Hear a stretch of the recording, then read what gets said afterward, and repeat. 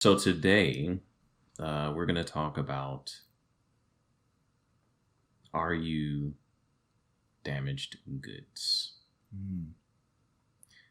Sometimes when you're thinking about getting in, a relationship, if you're thinking about going to that next level, you know, you might want to examine yourself.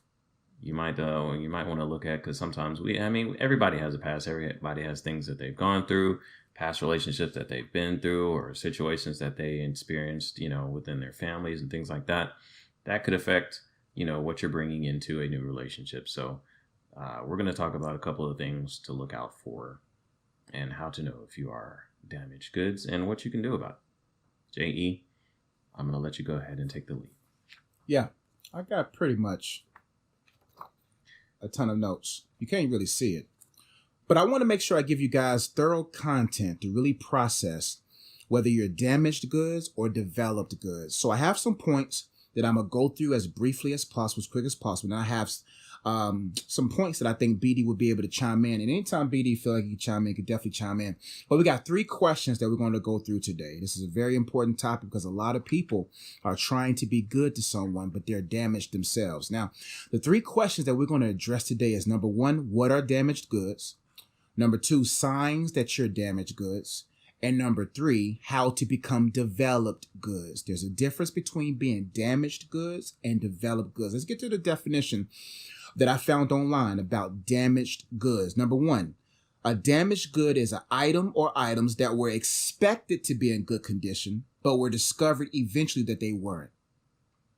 A damaged good is an item or items that were expected to be good, meaning that you went to the store, you expected it to be good, but then when you brought it home, you realized that it wasn't good. The second definition, which is more human, more personal, it says someone who was once healthy and or normal, but isn't anymore due to unfortunate traumatic events in their life, whether physical abuse, emotional abuse, sexual abuse, or drug abuse. So the definition of a damaged good is basically something that was expected. That's why you got to have discernment. Just because someone looked good or you expect them to be good doesn't mean that if you go deeper into the layers of their life, that they're not actually good for you at the moment. Maybe they'll be good for you later, or maybe you'll be good for them later. But at the present moment, you're not good. Just because it looks good doesn't mean it's good for you. Sometimes the things that are not good for you are the most packaged well, are packaged the best. So I have some other points that I want to get to, the signs that you're damaged goods. Now, my next point, people who are damaged goods are either unaware they are damaged goods or are aware but choose to remain damaged. Okay. People who are damaged goods are either unaware they are damaged goods, meaning they're in a relationship, they don't even know they got psychological, emotional, mental, physical issues, but they're unaware, or there are individuals who are aware but choose to remain damaged. There are certain people that are in relationships right now that know they're damaged and choose to remain damaged and utilize you as a resource to feel that damage that's in them. Now, last point, I'm gonna get to what I want to talk to. Everyone has inward goodness. Here we go. I got to break this down. Everyone has inward goodness and everyone has had outward damages. Like BD said first, all of us have a past. Some of us have made our past present. You see what I'm saying? So all of us have inward goodness or have had or currently have outward damages. Now, let's break it down a little bit more, because I know some of y'all in y'all theological complexes are like, but Josh, no one is good. I understand where you're coming from. I'm about to exegete this accurately for your theological understanding. Everyone has inward goodness and everyone has had outward damages or currently has. Our goodness or the good things inside of us are the things that God placed in us but became buried under emotional wounds, mental illnesses of all kinds, and physical disease. Unfortunate for some, we will never see their goods, and for others, just a glimpse. Now, what I mean by that, what God has placed inside of you is your purpose, your identity, who you're supposed to be. But because of the flawedness and the fallen nature of man, by default, that goodness is entangled with emotional wounds and trauma, mental illnesses, physical disease. And for most people, we'll never see the good inside of them. We'll never see what they were here to do, because all that goodness, all that greatness, all that identity, all that purpose is buried deep in emotional wounds, mental illnesses, and physical disease. And for some people, you may catch a glimpse of their goodness, their glimpse of their greatness, a glimpse of who they are. But because they're still woven in the web of issues, we'll never get to see that goodness, that good part of them developed into developed goods that is actually beneficial and able to be used and a blessing to others. But so many people never take the opportunity to dig and cipher through and remove all of those unnecessary emotional, mental, and physical issues to get to the bottom floor of who they are and allow God to develop what's good in them so they can bring that goodness to the world.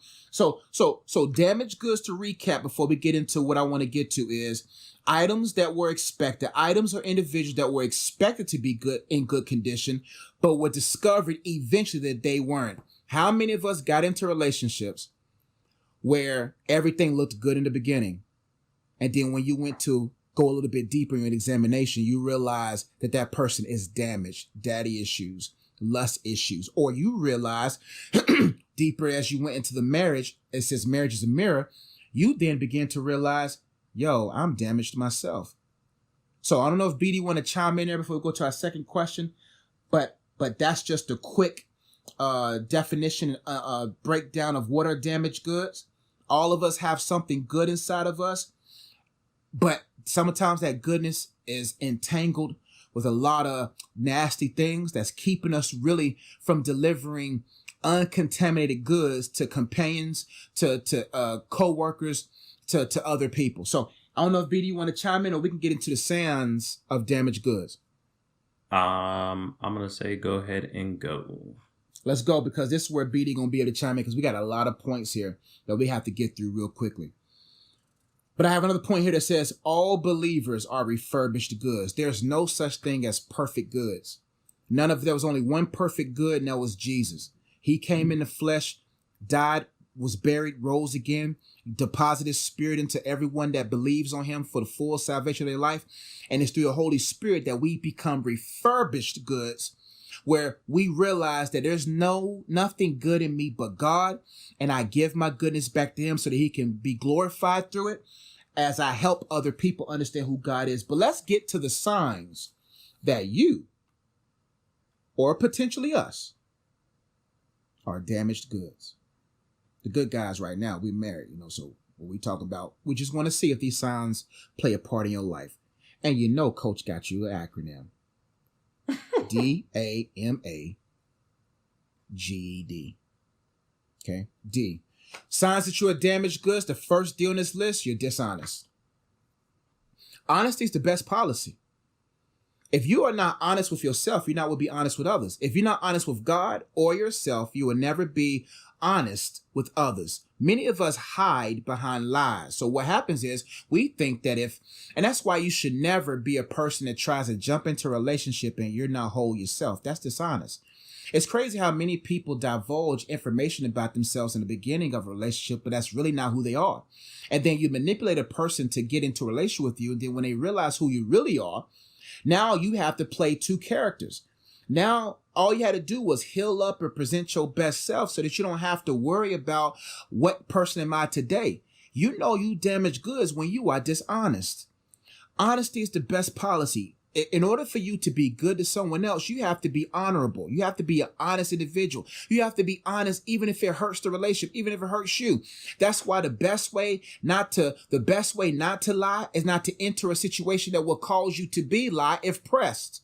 So if you know for a fact, hey, if I go out with this young lady, if I do this with this person, and I know I have a woman, I know I have a man, and you got to always think 3 moves ahead. Would I lie about this, or would I be honest about this?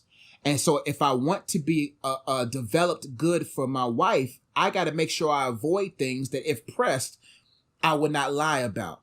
You don't know you're a liar until you're pressed. So the best way not to be pressed into lying is to not enter into a situation that may cause you to be dishonest. But if you have a habit of dishonesty, then you're damaged goods. Yeah, I think that's a pretty clear-cut sign of someone who is, damaged goods if they are, a dishonest individual. I think I guess you could, well, as you refer to it, as a refurbished individual knows exactly who they are, knows exactly what their morals and what their values are. That's right. And so they don't have to be dishonest. They don't have to be dishonest about who they are. They don't have to be dishonest about any of their actions. Like, they can stand behind everything that they do and say because they've dealt with, because like you said, nobody's perfect. You're not going to get any goods that are just fresh out the box. It's just not realistic.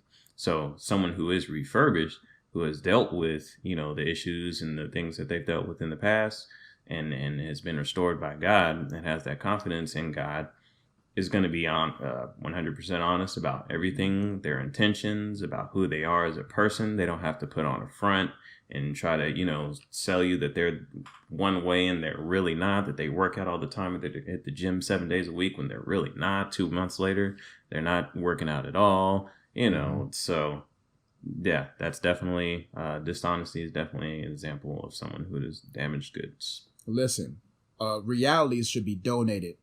The dreams are what's sold. You see what I'm saying?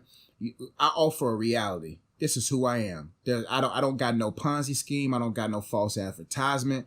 I only offer what I have in stock. If I don't have it in stock, I don't offer it. And you got to be okay with that. Many people want to be dishonest because they don't feel like the real self is worth anything. When you know that you're valuable, you can be yourself because the right one will see the value in you and will love to be with you. You don't have to be dishonest. Dishonesty is a fruit or a byproduct of insecurity.